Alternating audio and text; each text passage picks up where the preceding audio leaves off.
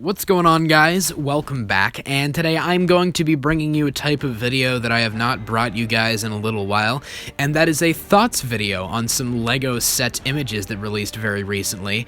Now, I just haven't done one of these videos in quite a while, and that's because I haven't really been interested in any of the LEGO sets that I've been releasing, but there have been some images released very recently for some upcoming Star Wars sets that I actually thought looked pretty interesting, and I'm considering picking some of them up, so I figured I might as well talk about them. Starting off, I have some sets here that I'd like to talk about that have actually already released, but I haven't gotten the chance to talk about yet.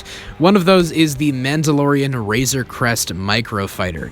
Now, I believe that all of you guys know the Microfighters are basically all about the minifigures. The build is basically secondary, and the Razor Crest Microfighter doesn't look that good. If you were to ask me what that is, I wouldn't be able to identify it for you. It's not very recognizable, but it is a nice, cheap way to get the Mandalorian minifigure, and I don't even have the gunmetal jetpack, so I might pick this up sometime if it's on sale, but it's not something I'm rushing out to get because I do already have that Mando minifigure.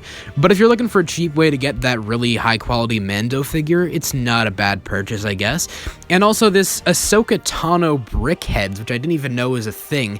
Now, I'm not really huge into the brickheads. I've bought a couple of them, but when you get down to it, they do cost quite a lot, and there's not a lot of value in them, at least in my opinion. I've picked up a couple that I think look cool, and they can be fun to build sometimes, and that's why I'm actually considering picking up this one, because it actually looks like a fun build. Like, her montrals look like a very interesting build, and I feel it might be fun to put that together, so I'm actually considering picking this one up. I may as well mention these because they were a part of the new wave of images we had released for some upcoming LEGO Star Wars sets, and those are these helmet sets. I wasn't actually staying up to date on LEGO Star Wars, so these are new to me, but upon looking back, there have been a few that have already released, like Darth Vader or Boba Fett, but I believe we had some images revealed of the Dark Trooper, Mandalorian, and Luke Skywalker Red 5 helmets, and they look cool if you're into that sort of thing. If you're more of a displayer and you like to have these iconic helmets on your shelf, then I feel like you'll like these, but at least for me, they're really expensive. They're like $80, and there's not a lot of value that I will personally be able to get out of them because I usually buy LEGO for the value it may have in my stop motions that I make, and these wouldn't really be of any use to me, so if you're into that sort of thing, then I feel like you'll like these, but they just don't really do a lot for me personally. Now let's get into the real meat here, the new Book of Boba Fett and Mandalorian sets. The first one I may as well talk about is the Boba Fett's throne room, or Boba's palace, I suppose. This set looks pretty good. I probably won't be picking it up, though, because as you can see, it is $130 where I live. The Boba Fett minifigure in this set is identical to the one included in the Boba Fett Starship or Slave 1 set from last year, so there's no value for me there. Fennec Shand is included, and what I find kind of funny is that she has a brand new hairpiece here, but she was also included in the Moff Gideon's Light Cruiser set last year, and she just had the helmet and no hair. So if you got that set, you'd have a bald Fennec Shand, and if you get this set, you'll have Fennec with hair, but you won't have the helmet. Despite that, on the box art, you see Fennec with hair holding the helmet. I don't know, that just feels like kind of a scummy marketing strategy on LEGO's part. They're like, you get Fennec in both these sets, but there are exclusive pieces that are only in each individual set.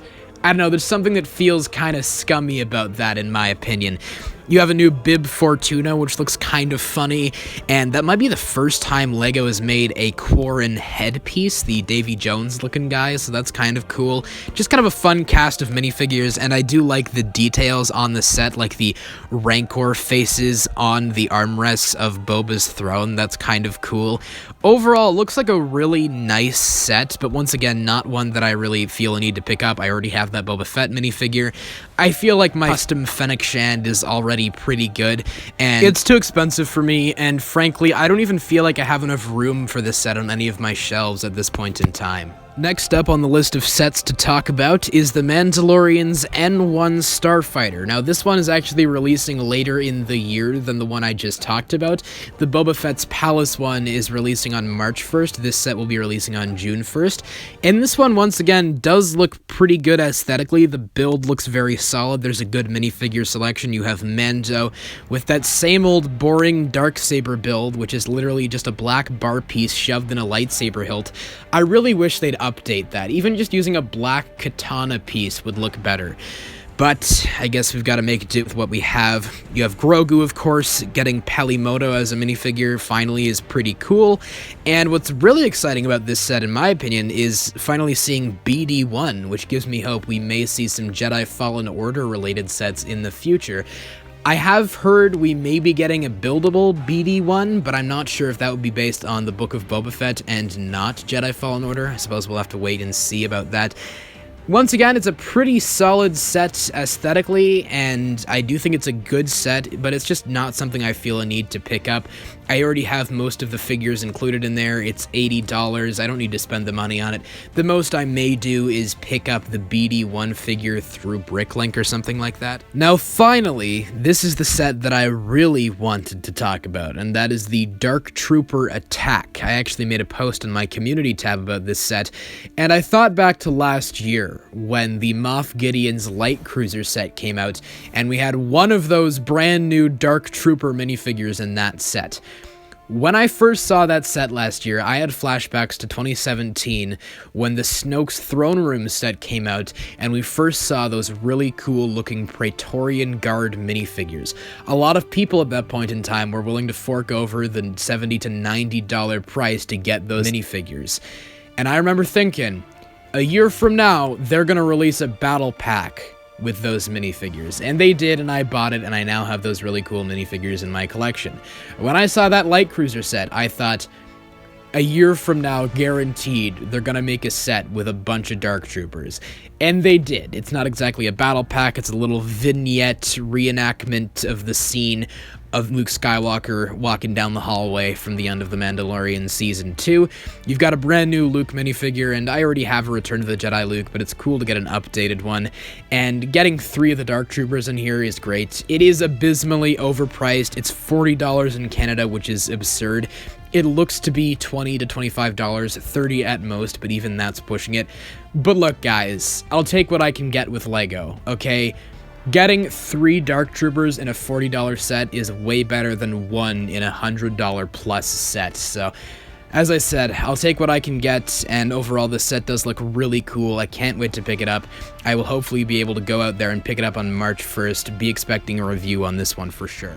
With all of that said, though, that's about all I have to say about all these upcoming LEGO Star Wars set images. I have to admit, I'm impressed. LEGO Star Wars really did drop off the map there for a couple years. I would say from 2016 going into 2021, I very rarely picked up any sets because they were very overpriced and didn't really appeal to me. But last year's summer wave and this upcoming wave are fantastic, and they are continuing to produce very high quality sets. So even though the quality of the live-action Star Wars shows has not been very good so far, I have to give LEGO credit because they are producing very high-quality sets for those shows. But you guys, please let me know all your thoughts and what do you think of these upcoming LEGO Star Wars sets. Are you going to pick up any of them? Just whatever your thoughts are, please let me know them all in the comments below. And of course, as always, I hope you guys have a great day. Take care.